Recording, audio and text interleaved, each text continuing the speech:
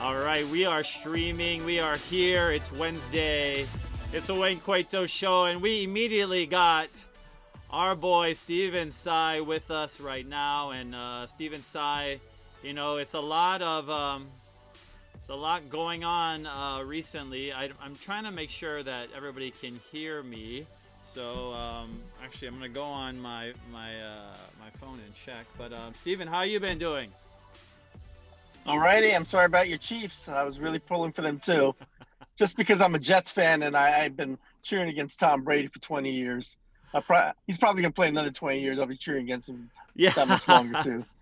I can definitely see that. Tom Brady, definitely one of those guys that it seems like he gets better with time, and obviously you look at like a counterpart of his like Drew Brees or something, and how his season Yeah, is over and his career is kind of over, but we still got our boy Steven Tsai. Okay, all right, got to make sure we can hear my audio. But it's so crazy, his arm and his. I mean, have you seen a guy like Tom Brady ever? I mean, just a guy that you've seen or in any sport. I mean, doing what he does at his age, or do you think just no, just the what he's doing now? longevity and then look at, yeah, he's just amazing longevity. The amount of health and care he puts in his body and everything, and let's not forget that I guess he ended Fred Von Oppen's career in Hawaii because Mm-hmm. that was the last game of Von Oppen's career in Hawaii with Michigan beating Hawaii. Tom Brady sending off Fred Von Oppen into the eons of UH coaches that have gone by. But right now this current UH coach Todd Graham, he's dealing with a situation. Well, let's talk about the positives. It seems like he's had a pretty good recruiting season, and the transfer portal, something that it almost seems like a bubble that's going to burst, right? Because you think about all these kids in every school that are trying to get on this Hmm. portal, and it's all these cards are going to fall. But it looks like the way the cards fell for Coach Graham, Hawaii comes out on top this recruiting period. Well, and you know what I like about it? I always thought it was going to be back in the old days. The Honolulu Police Department would train all these police officers, and then they go take higher paying jobs in Portland and Seattle. Mm-hmm. So I was hoping that it wouldn't be that way, where Hawaii would develop, or the Group of Five teams would develop all these players and then be snatched away by the bigger schools. But it seems like the trend's going the other way. It looks like the guys from the bigger schools who aren't playing are now going to the smaller schools, and Hawaii's benefit. They've had a lot of good transfers. A couple guys from Georgia and a guy from Iowa State who's supposed to be pretty good. So it seems like it is the trickle's going a little bit downhill, and it's benefiting Hawaii. Well, Coach Graham also, a lot of people are saying it's going to affect recruiting because of the stadium situation, and we're just going to call it a situation right now. But do you think that had any impact on this recruiting season? I don't think so, because I don't think they knew about it, and everything's been done virtually. So Mm-hmm. I think it could have been an impact if they actually have to take a tour of the campus and everything, but they haven't. So in that way, it kind of evened things out. Although if you take a trip to Hawaii, you're allowed to bring your family Yeah. and your parents and stuff like that, and that really influences it, because once you get mom and dad to love Hawaii, and who wouldn't love Hawaii, Yeah. you usually get the player. So I think the recruiting was kind of up and down this year, just because you didn't have the in-person visits, but at the same time, some of the flaws, the stadium situation, everything, they didn't get to see those yet.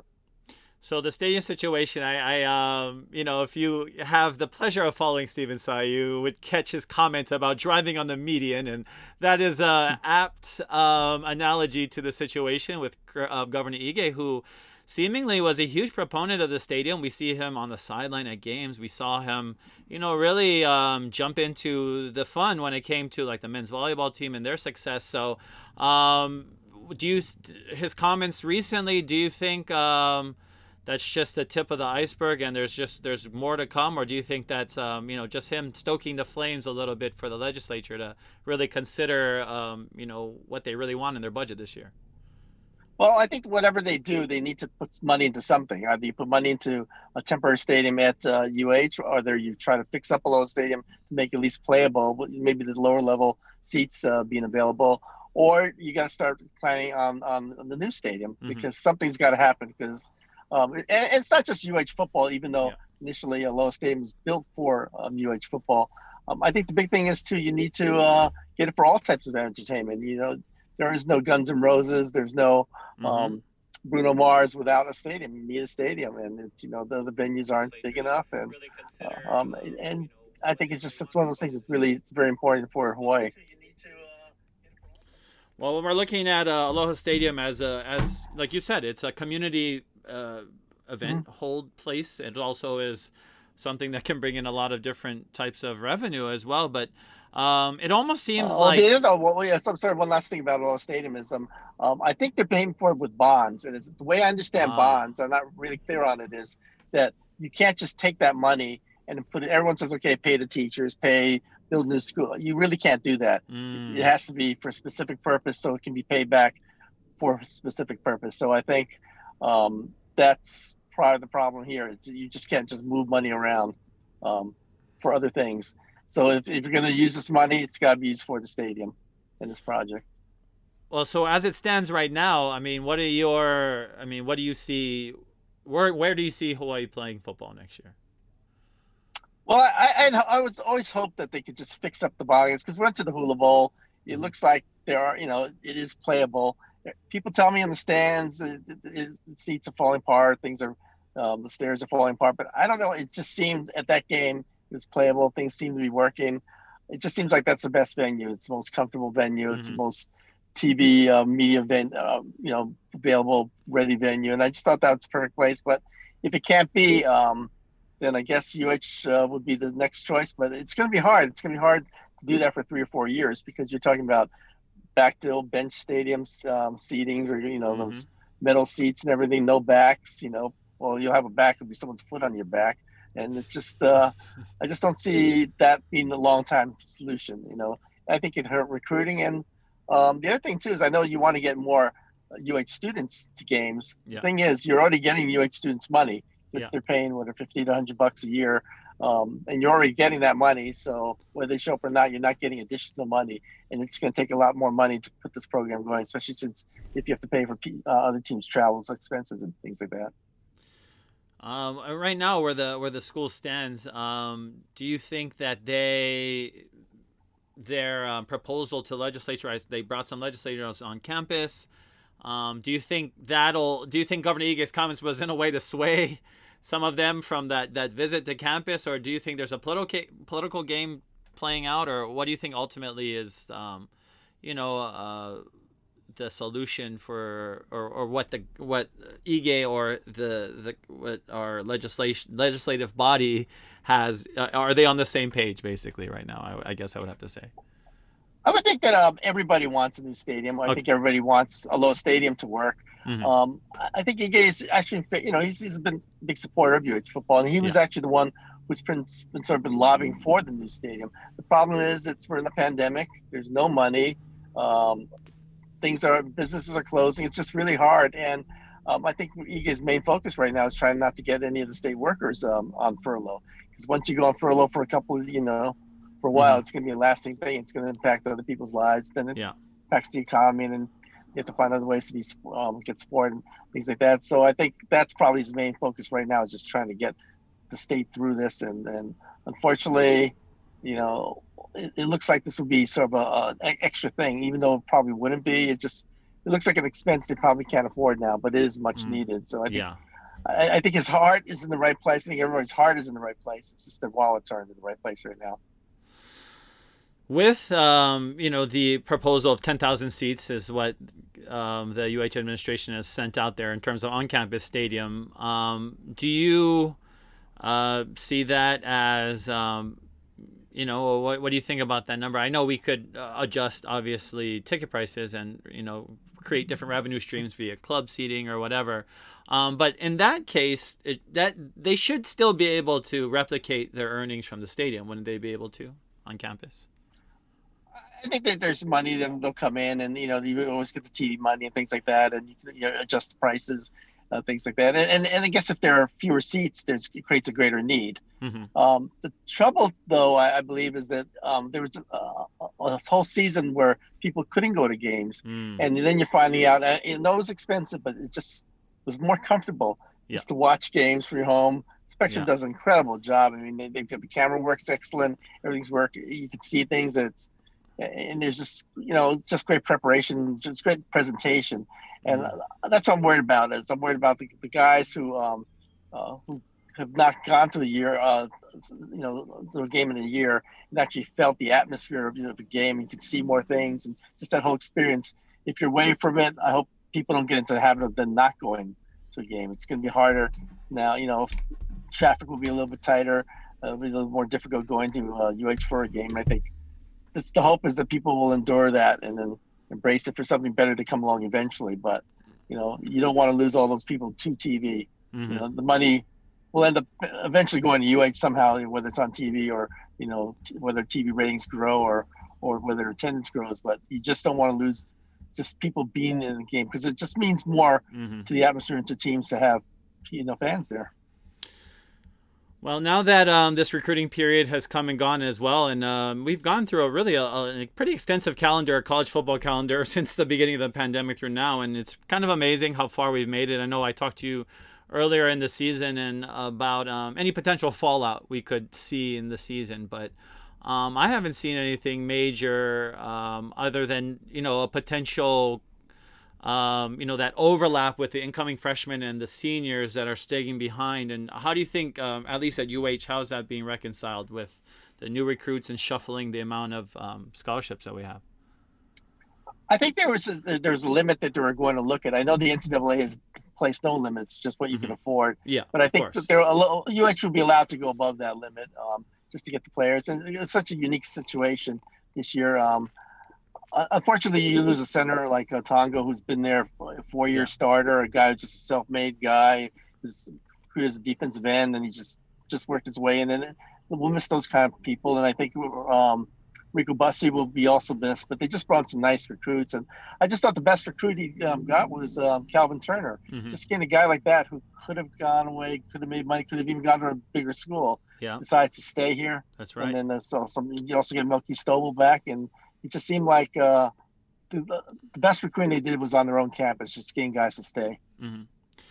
Well, we've seen a few assistants leave. Do you think that was more of just a bad, not necessarily, or just an experience of where at a UH where it was just it was 1 year in, kind of a transitionary thing for Coach Graham, or do you think some of those things just didn't work with this coaching staff?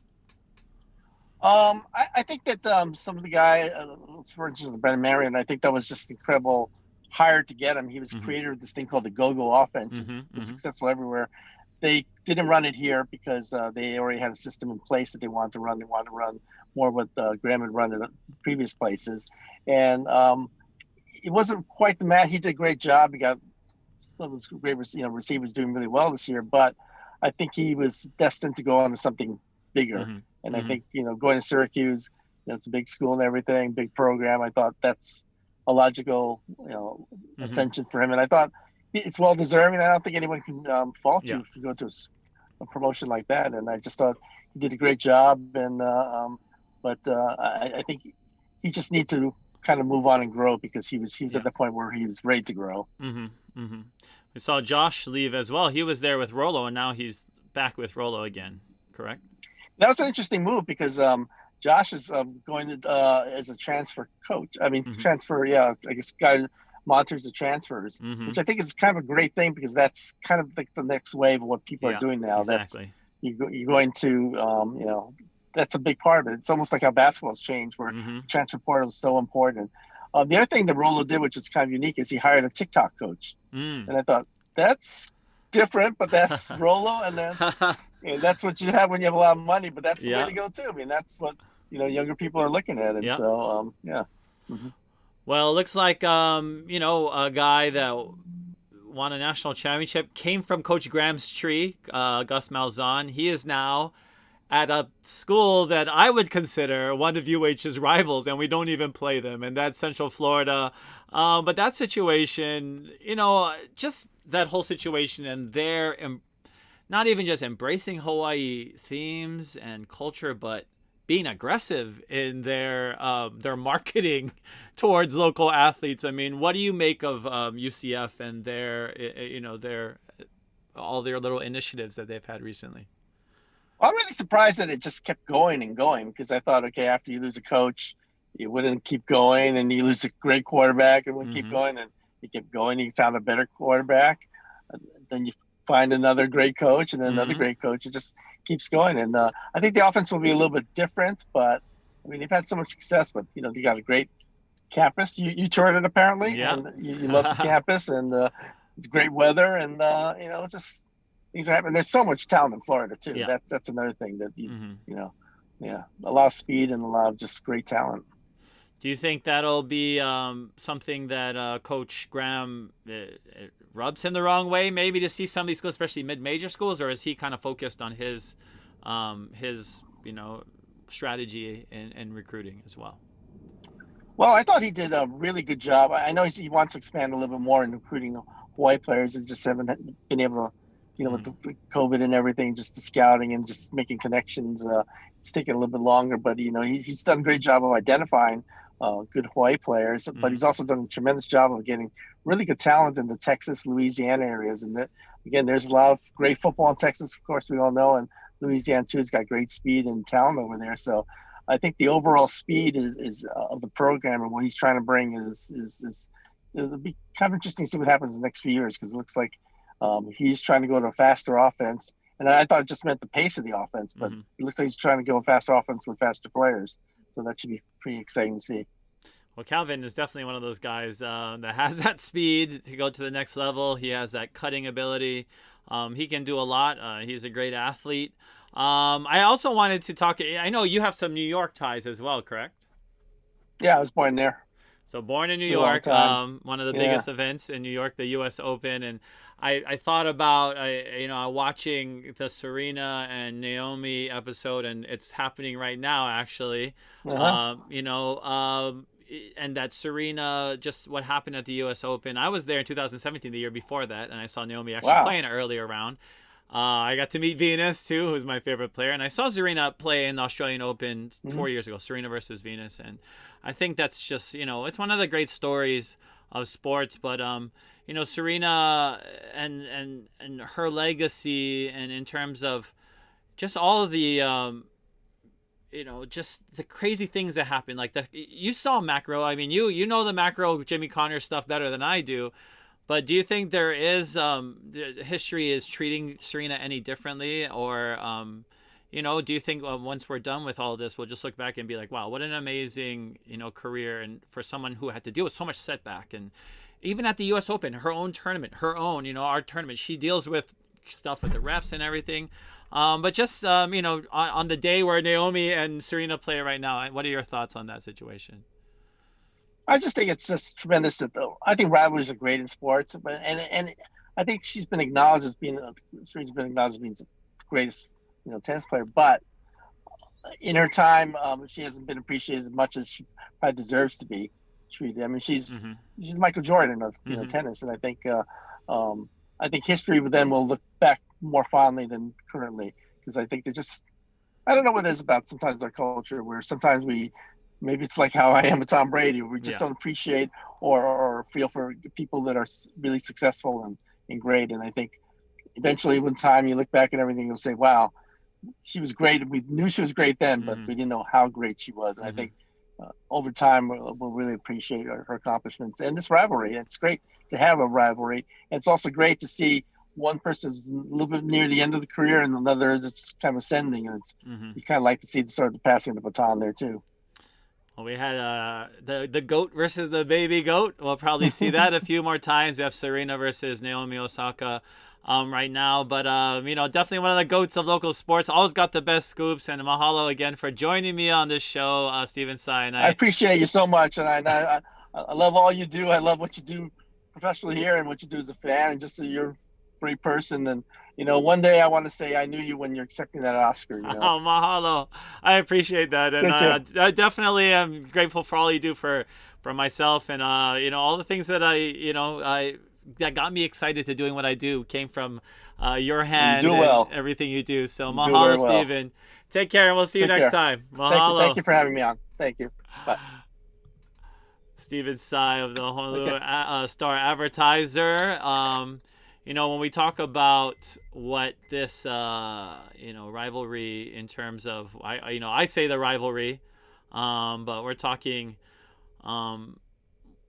UCF, Central Florida, and you're thinking to yourself, what? Hawaii doesn't even play Central Florida, and we don't, but we kind of do at the same time because we're going on the same recruiting grounds now, and that's our own home state, going head to head with UCF with this team from Orlando, Florida. So crazy. Aloha, everyone. Pete, Sean, Bradley, Shane. Chee. Hope you're doing good, Shane. I know Shane is dealing with his day-to-day right now with an injury himself. So send some love out to brother Shane when you can. But, this UCF team, it's been really interesting because, I needed to go for myself and see, right? That's something that I needed to do. And a lot of you know that I was there at the Super Bowl. Obviously, that's all I've been talking about. But Orlando and Tampa are very close together. I started my trip actually in Orlando with a very familiar face, as you all know, Fuchsia. I want to talk about the game that we went to there as well. She is a big Orlando Magic fan, and we got to see the Orlando Magic play. She's such a huge fan that they follow her on Twitter. Okay, I want to brag for a little while, but that's pretty cool to have an NBA team follow you. Not even that many people follow her. I mean, they don't even follow that many people. She gets a lot of people following her. I don't want to say that, but to have the Orlando Magic, that's all you need, right? Your favorite NBA team following you on Twitter. That's pretty cool. But while we were in Orlando as well, I said, come on, we got to go check out UCF.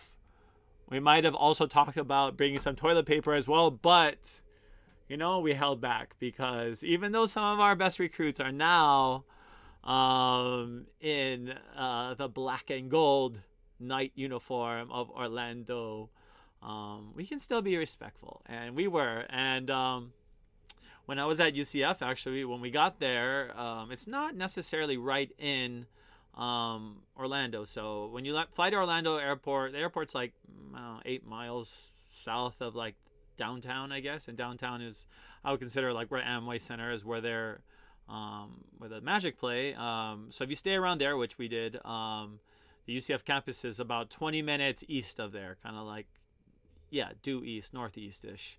And everywhere in Florida, basically, there are tolls. So one thing about Hawaii people who complain about public services and projects, which for a lot of reasons they can complain about them. I complain about a lot of things that we do in Hawaii the way we do them, especially at the government level. One thing I'm very happy that we don't have, and there are a lot of that on the East Coast and on Midwest even, are toll roads and toll highways. So jumping on rolls and highways just to get somewhere, you have to pay money. That's annoying for a lot of people. They wouldn't want to stop. But to get from UCF, to get to UCF from downtown Orlando, you have to go through I guess, unless you take back roads, which would take forever.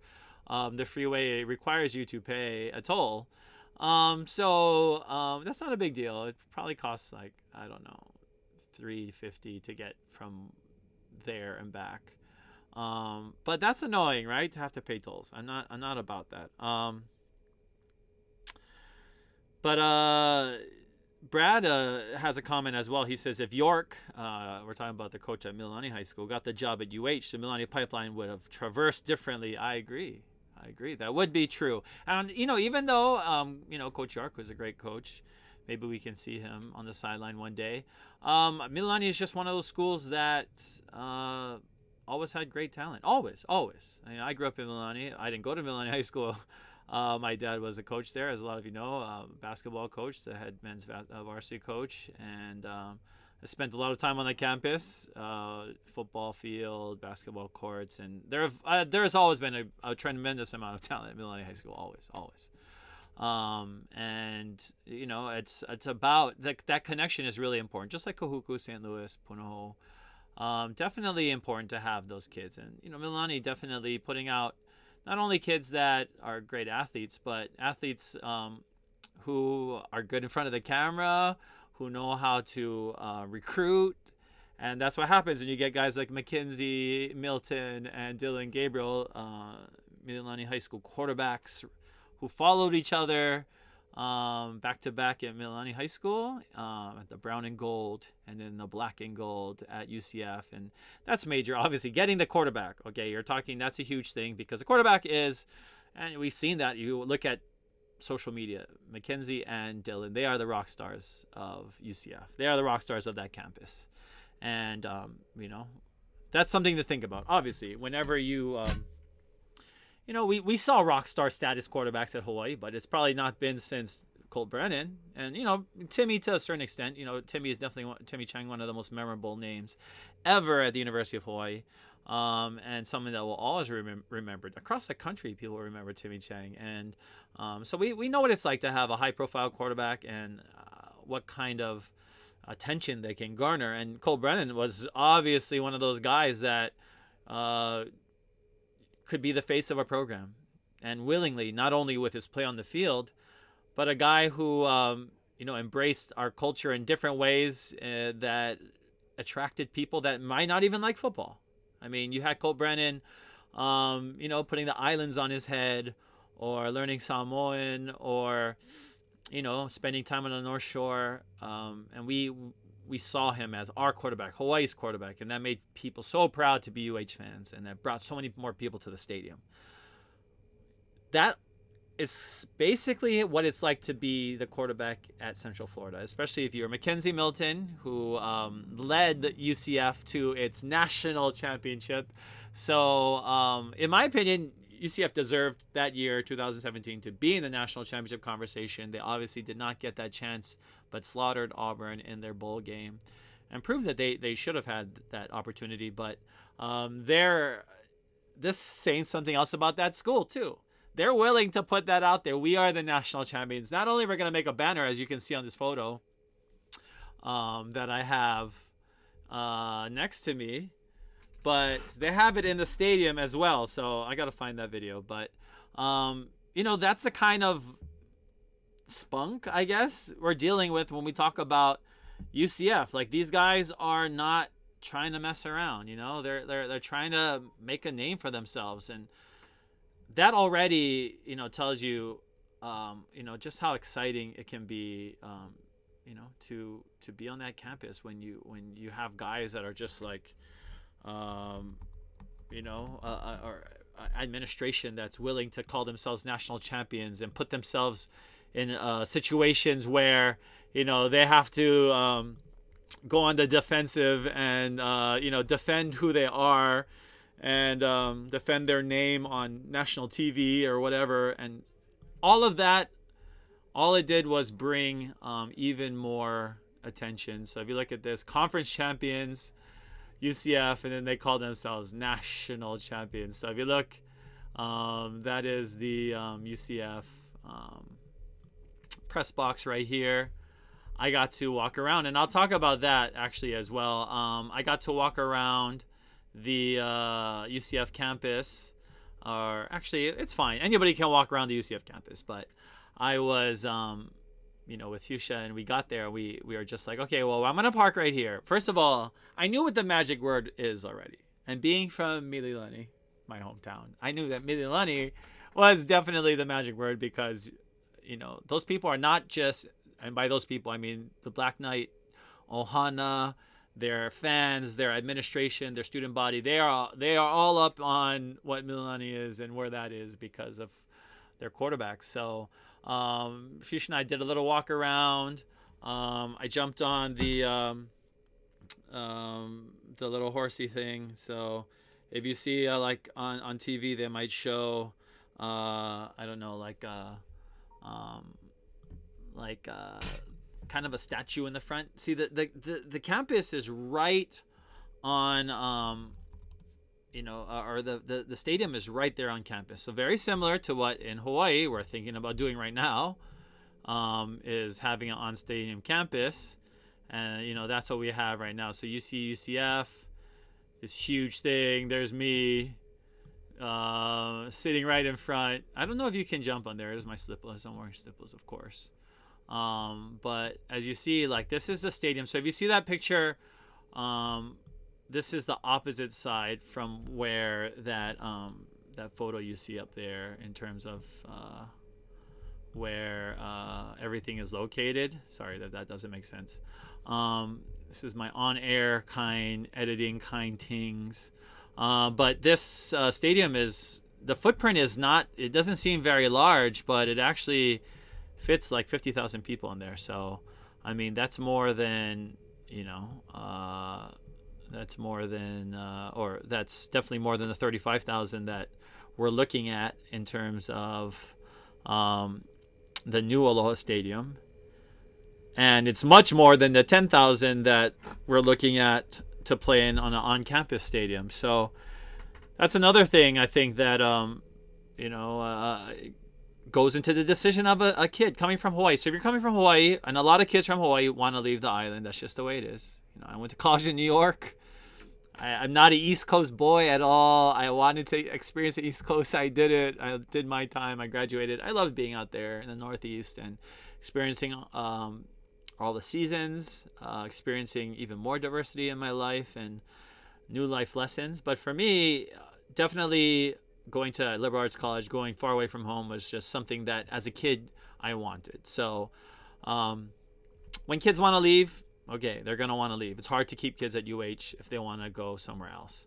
But at the same time, you have to do things that are going to make your program attractive to local kids. And if we were going to do a comparison side to side, I don't know if UH and UCF are similar in more ways than just being mid-majors. Because UCF, I mean, huge support, clearly a huge support from their student body, clearly a huge support from their fans, a huge enrollment.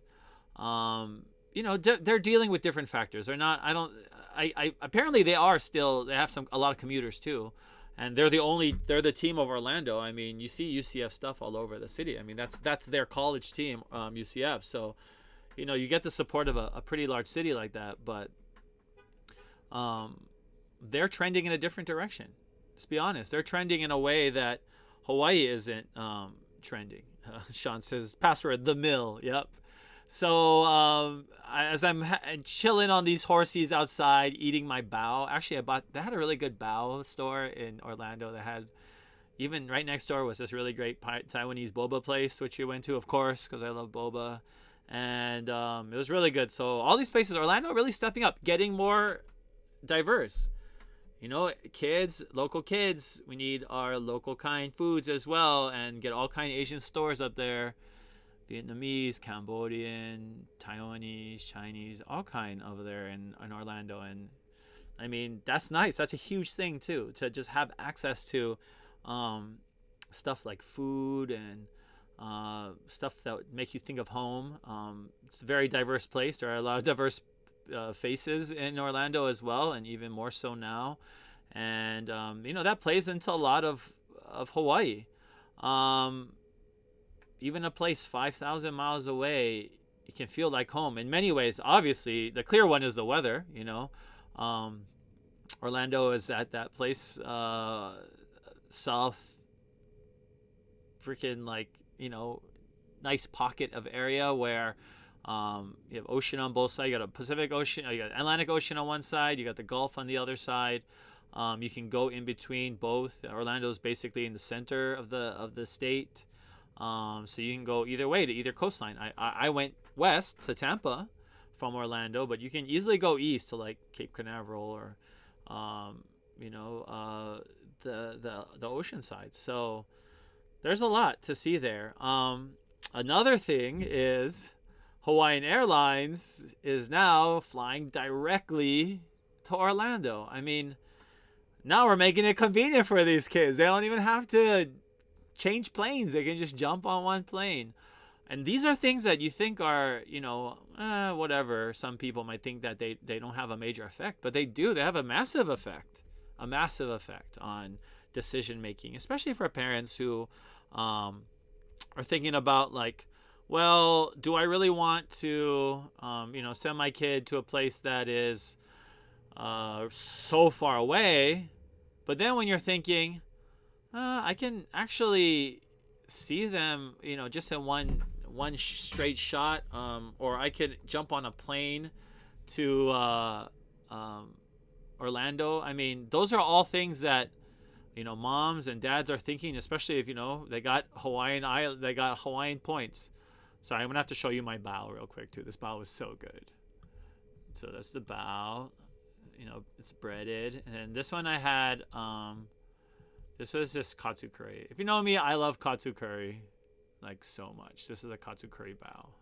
Okay, I just had to show that. Real fun. This kind of.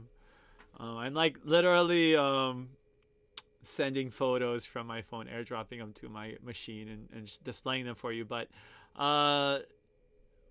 local boys like me, I got food, got boba, I got the weather. I can wear slippers. I can wear shorts. People think you're cool when you're from Mililani. People think you're cool when you're from Hawaii. And Dylan's adding Titus. He's adding Lokahi Paole from Kamehameha.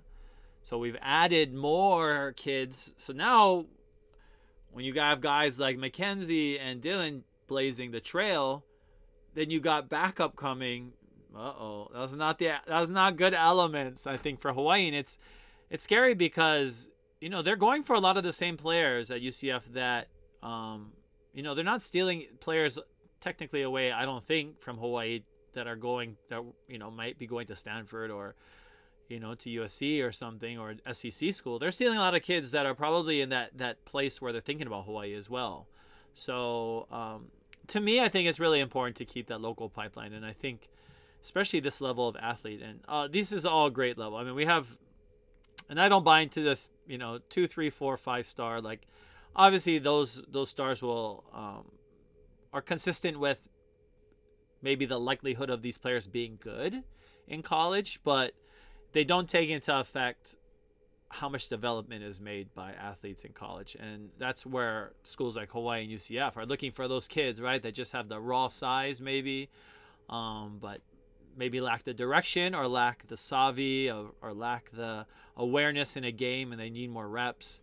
So that's what we see when it comes to schools like UCF and Boise and San Diego State, and now having a school like this all the way in the East Coast like UCF,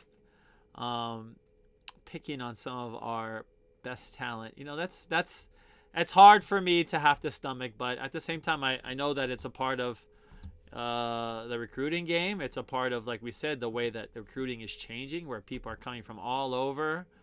And that's something that I think a lot of people don't realize, is that we're moving into the future, and we're moving into an era where guys are going all over the place. And if they don't like it, they jump into the transfer portal. It's like, oh, I don't like it here, now I go and leave. Which can work for you as well. If you're Hawaii, hey, we got a bunch of guys from Georgia this past year, and guys that it didn't work out. But at Central Florida, you can tell they're playing the long game. They're looking at what makes them great already at UCF, and there's already the elements there that makes it a program that you want to be in. Loud crowd. They're in the bounce house because it bounces. Even though it's all metallic, just like what the new Chingfield would be, or on campus, which is different culturally for people in Hawaii, right? In Hawaii, we're used to the bucket seats. We're used to being able to have individual seats like in the Loa Stadium, but you wouldn't have that if we had an on-campus stadium. That's not going to happen. We're going to have more metallic bleachers, aluminum bleachers like they have here at UCF, even though they do have one sideline where they do have like the bucket seats for, obviously, they're bigger spenders. So, like I told, like in our discussion with Tsai, even if we go down in our capacity, we can still bring in the same revenue depending on how we change the pricing structure. But you can also offer more, and the school needs to do that. The school needs to offer more, so you get more for what you do. Let's see if this works. I'm gonna try and bring in me, going to campus, and just I wanted to play some clips for you and things that I got to do when I was there at UCF. So here we go. Let's see if this works. Right behind UCF Stadium, the bounce house. This campus here. nice day here in Florida, so I guess that's why you see a bunch of kids who grow up in an island maybe wanting to come here and experience this. Okay, that is so huge. Gotta stop taking our players. You're probably like, that's too big. I can't even see it. So, anyways, maybe you got to hear some of what I was saying, but I did have it in 4K. So sorry if it came out in 4K. Hopefully you can see it. But that was me walking into the stadium, looking like it should be on an IMAX screen because it was so huge. But I made a lot of videos in 4K, and I'm just kind of bringing them in raw. But that was just kind of me walking around the stadium, giving my impressions, and I parked. Because that's just what I do. I parked right in front of that at the athletics center, which is right next to the stadium. And I was like, whatever, it's off season, nothing's going on. I mean, I guess there was school going on, but just parked there and walked around, and then made a big loop around the stadium and around this area. And when I came back toward the car, there were a group of people in front of the athletics center. So the athletics center being like probably where all the athletics offices are, and right behind it was a huge dorm, and that was the athletics the athletes village. So all the athletes are in one giant dorm, which is another great thing if you're an athlete looking for that experience on the mainland. I mean, this is I'm looking at all these things thinking, I get it. I'm starting to see why a lot of kids, and that's what UH needs to look at what these other schools are doing and imitate that, replicate that formula. Especially schools that are like UCF that are not going to get the huge TV contracts. Obviously, they have big support from their school. It's Florida. They love football there. They have tons of recruits there that can play in Division I. So the culture is going to be different. But with that being said, what I was, have been amazed by and got to see for myself, because on my way back to my car, there were 4 individuals clearly working for the athletic department. I don't know if they were ADs or whatever, just kind of casually standing in front. And I'm coming at them from one direction. And you can tell they're like, who are you? Why are you randomly looking at us? And I was like, oh, hi, aloha, I'm visiting. And I was like, I'm visiting from Mililani. And once I said Mililani, and they're like, oh, of course. That's a magic word when you're from Mililani. I was like, yeah, Mililani. And they're like, you see that sign that says don't go in the stadium, unauthorized guests, authorized access only? Just go past that sign. So that's how I got to go into the stadium. I obviously, if you know me, I talk to everybody too. I just talk to everyone. And that helped me get into the stadium. So I got to walk around the stadium. I wanted to play some videos for you guys, but some of my videos are like so huge that, you might not be able to see everything. But something that I liked about that stadium too, it's like a bowl. It's like a perfect bowl. You can walk around the whole thing. On one side is where the press box is. You have basically just bleachers, and then opposite of that you have the bucket seats. But under those bleachers on that side, and you can see it in this photo, that those 2 kind of towers behind me, if you're watching the live, you can see how there's that towers on one side. Those towers are where the that's the press box, obviously. But underneath those are the club entrance, and that's pretty cool because you can just walk right in. If you pay your money in your club seat, you can go right there. You don't have to deal with other people can't walk in. So like basically the concourse, it's stuck for people that are there, but if you're in the club section, you can go right into your area. And kind of like if you've been to Dallas Cowboys Stadium, you can't make a whole loop because they cut off the loop for the club people, and that's kind of how it is here. So you actually can make the loop in the stadium, but you can't.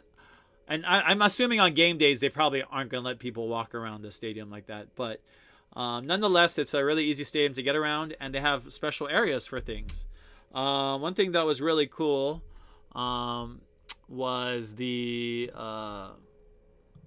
little cabanas that they had behind the goalposts, and I thought that was cool because let's see if I can bring one on.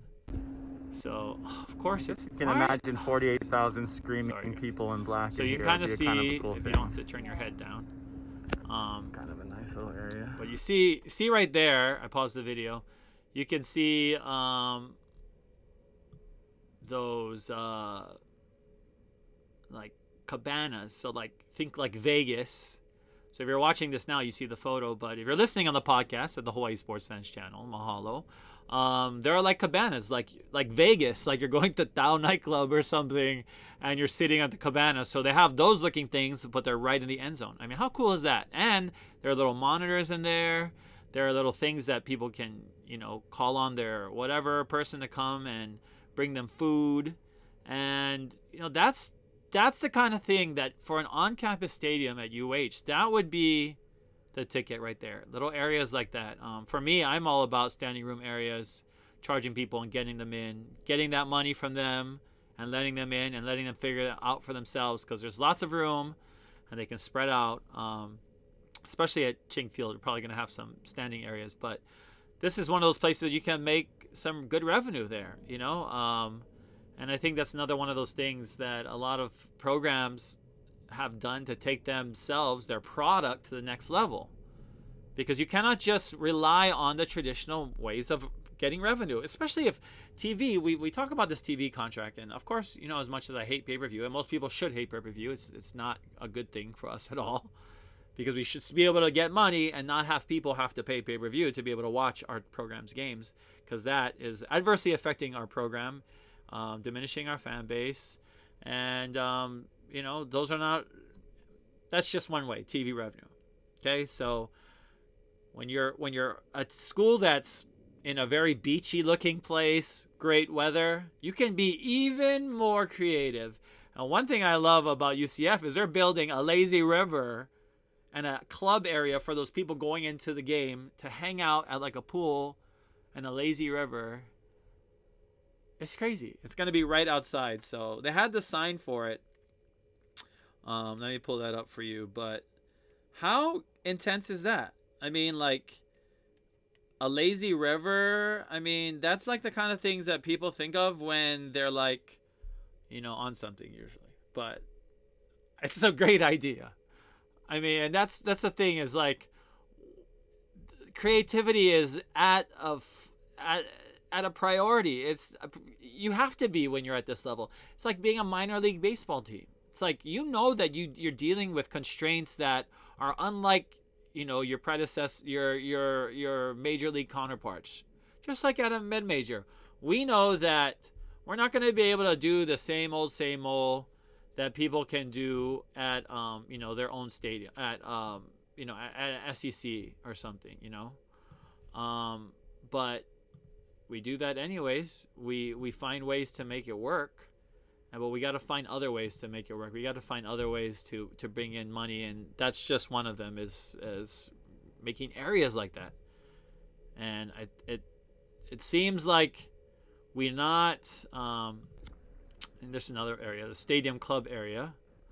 So you can see right under where they says national champions. But this stadium area, that club area is right underneath that entrance. So private entrance for those people, and they can come right in. Let's see what other videos I had. Let's look at some of the comments. Chee! Bradley says new XFL can change everything for Hawaii. Definitely, if the XFL could come in, other teams. I think anything with this new stadium idea. For one thing, it could be UH's. Even if UH makes an on-campus stadium, we could do XFL there. Why not? I mean, that's another thing. If UH makes their stadium real cool and keeps it on campus, you can put a lot of different events in there too, and UH will get the revenue from that. UH will make the money off of the rent. For me, I would like to bring a women's soccer team, one of the few. I think that would be great in Hawaii right now. And I'm talking about sports that could live right now. XFL is one of them as well, especially with The Rock. I agree, like Brad said. We could. Brad also says we need to start booking matchups for UH versus UCF. Yeah, I mean, we do, but we don't. Because at the same time, it's like we want UCF to go away. And like Stephen was saying, excuse me, burping on my own show. I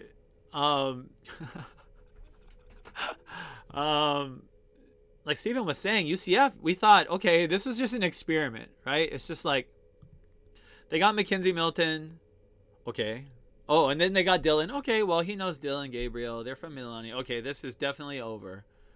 And then the first coach leaves, and then the second coach leaves, and we're like, okay, this is definitely over. No more Hawaii kids are going to UCF. This is over, pal.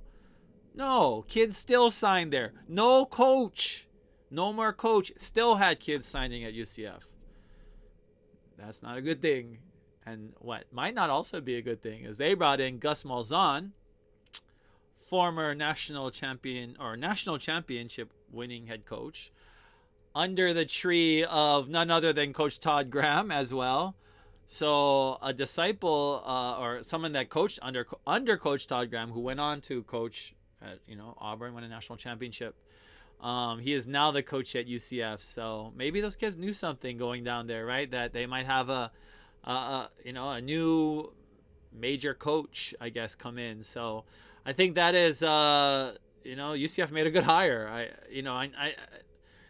You got to get the players. At the end of the day, for us too, we got to get players, and like Steven Tsai said, we're trying to get more speed. So, we gotta get into the trenches with some of these schools too, and we gotta, it's not easy to win some of these recruiting battles if you don't have the goods, right? If you don't have what is going to make a player attracted to your school, and what are those things?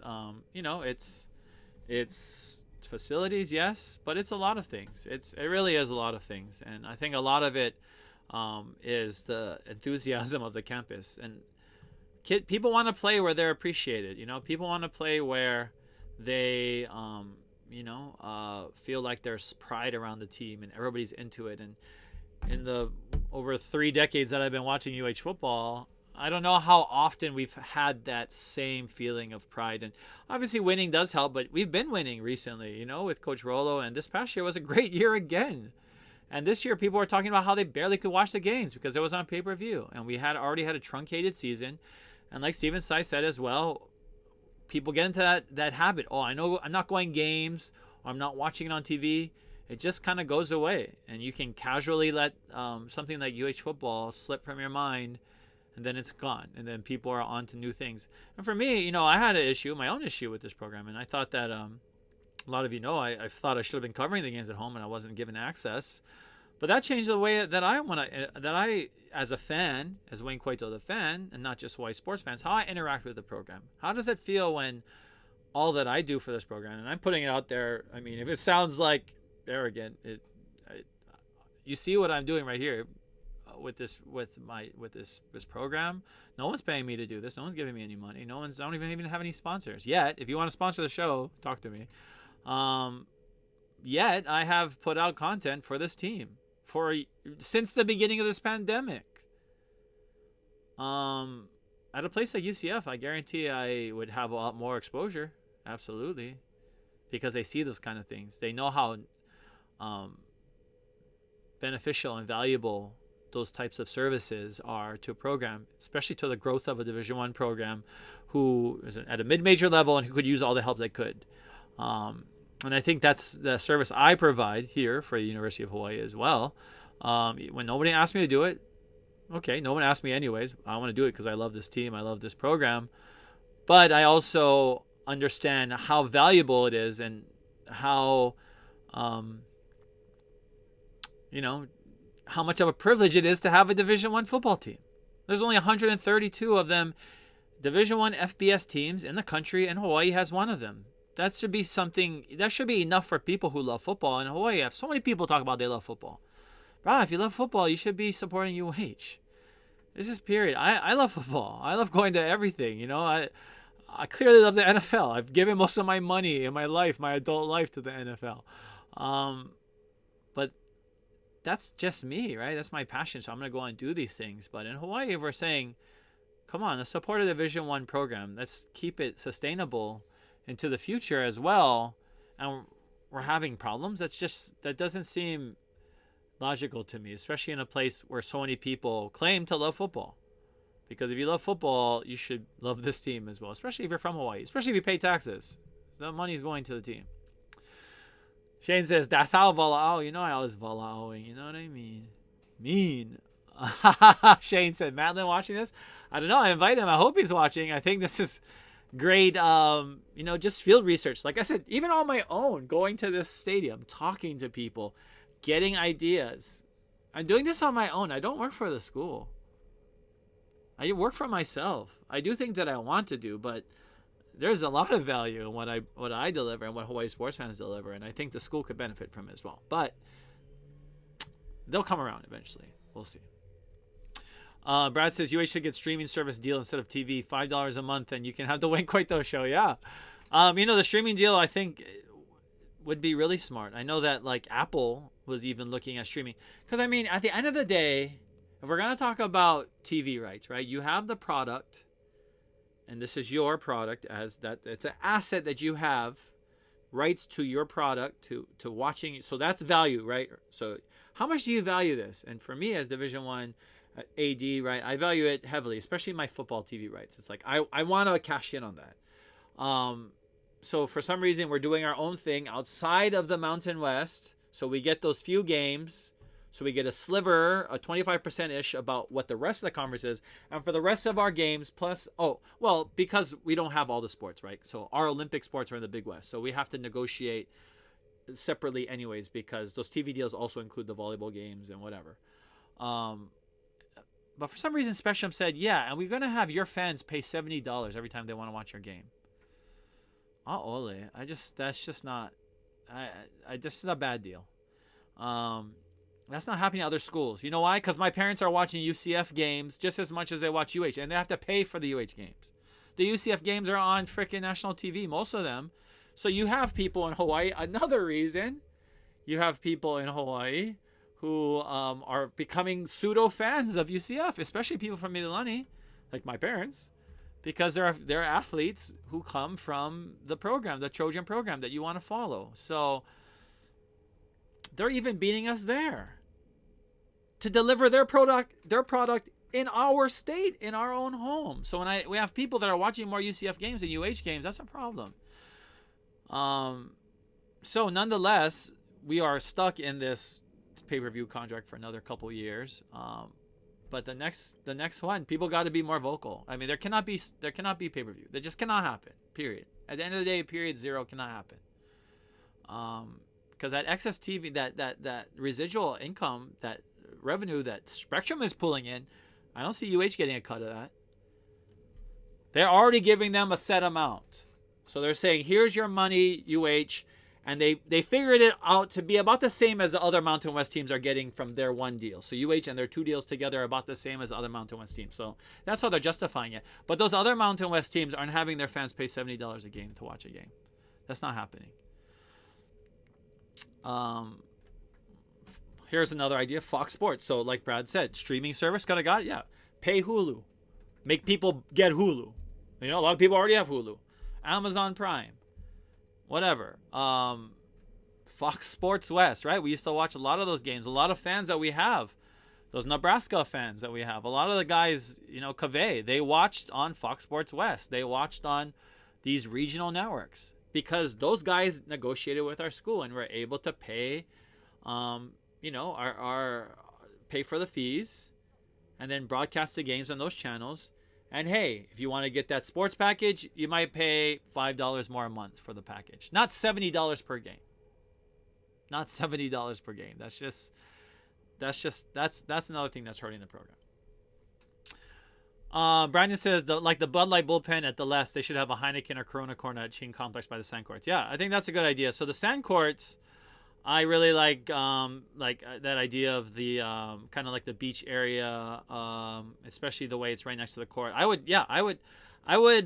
make that an expensive thing. Like you have to get in it and pay a lot of money for sure. And to me, I would keep the entire complex open. Everything. Like people come in, once they're in. So if they're hanging out at the softball field and letting the kids run the bases, doing all of those, like they don't even have to watch the game. I don't even care if you're watching the game. Come in and do something fun. Run around the bases. Have the Les Murakami Stadium open. Have the game playing in there. Let people sit in there as well. Let people go to the top and look down. I would put bleachers on the top of the swim area. I would put bleachers on the top of, a lot of the stuff in there. And that's what I'm talking about. Like, you just got to be creative. Like Petco Park, right? Like the way it has pretty cool looking views because the stadium was built right into the footprint, the industrial footprint of that city. Yeah, I think there's a lot of cool things we could do. But I like that idea too, Brandon. Shane says, yes, there are all kinds of fans. Yes, some that even refuse to watch games. As for me, I wouldn't miss a game, even if Chow became coach again. That's right. Shane is one of those guys, even if Chow was coach again, he'd be watching. All these guys, Brandon, Brad, I mean, we need more guys. We need more fans like this. Guys that are, going to be willing to be there, whether the team is struggling, whether the team is going through transition. And I think right now the team is doing well. Right now, and we are all in on the Graham train right now. And I thought he deserved at least a B for the first year. I mean, winning a bowl game is pretty great, especially on the mainland, and finishing the year with a winning record. Are we hearing a buzz from more fans next year? Well, first of all, we don't even know if we're going to have fans next year. So that's the thing. But we don't have that buzz. UCF has a buzz around this program. UCF is talking about their Hawaiians they're bringing in. They're talking about even at those people I met at UCF. Oh, Lokahi. That's his name, Lokahi. Oh, what's his last name? Oh, I don't know. I just practiced Lokahi. Because they know. They're all in on Hawaiians too. They want to see more 808ers on their campus. It feels good to be loved. It feels good to be wanted. It's hard to imagine that for some people maybe, but when you're a local kid growing up in Hawaii, especially if you have talent in a lot of ways, maybe not just on the field, maybe in academics, whatever, the school should be going after you, no doubt. UH, this is our school, I don't know if UH could have done anything to make me want to stay at UH. I think I was one of those people definitely set on going to the mainland and going to a great school. But when it comes to the football team and how the school should prioritize this team, now is the time the school needs to be in the driver's seat and say, this is how we're going to build our program of the future. We're going to be in on this on-campus stadium. We're going to make the best experience, and we're going to make sure we get the TV revenue to back that up as well. So that's where we are right now with this team. We're just waiting to see what's going to happen next year. Brad says, I watch more Wayne Coito show than UCF and UH football. That's true. My show is free, so that's another thing. And I think I have great coverage of everything that I go to. I get to give you guys some cool little views from the games, from the Super Bowl.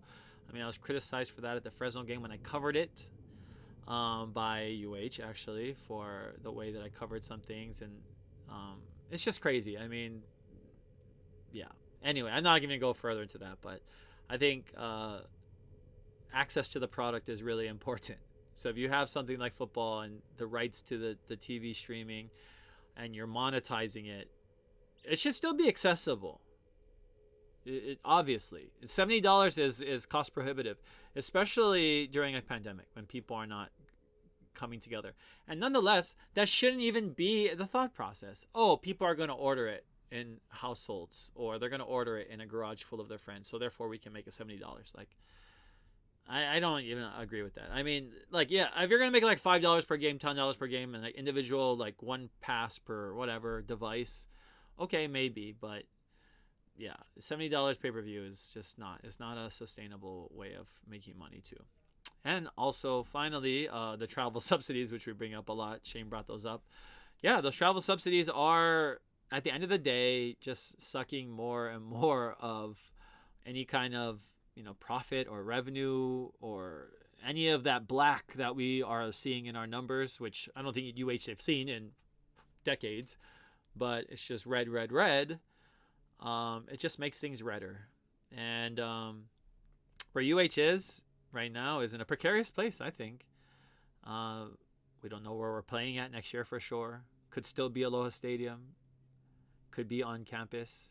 Either one is going to be difficult. Either one will require, I mean, I think the stadium we could probably move into, and the stadium is just going to hope that nobody, falls through. the stadium or whatever. I mean, I want to be like that, but I think we're at a point now where we're just gonna kind of go with, with Ige saying that he is questioning the new stadium project. I think that's scary and dangerous because the new stadium has already been something we talked about for so long that we've needed, and now to put it on the back burner and use something like COVID as an excuse, I think that could be detrimental to the project ever getting off the ground. And then the fan base, every step along the way, it's hilarious how this team is taken for granted, how the fan base is taken for granted, how the school takes its fan base for granted. Because I don't think this athletic department also understands how difficult it's going to be to keep their numbers, just the people engaged, just their fans engaged, just the fans that they have that are hardcore fans, because that's slipping. Then you have the ones that just, go games every year.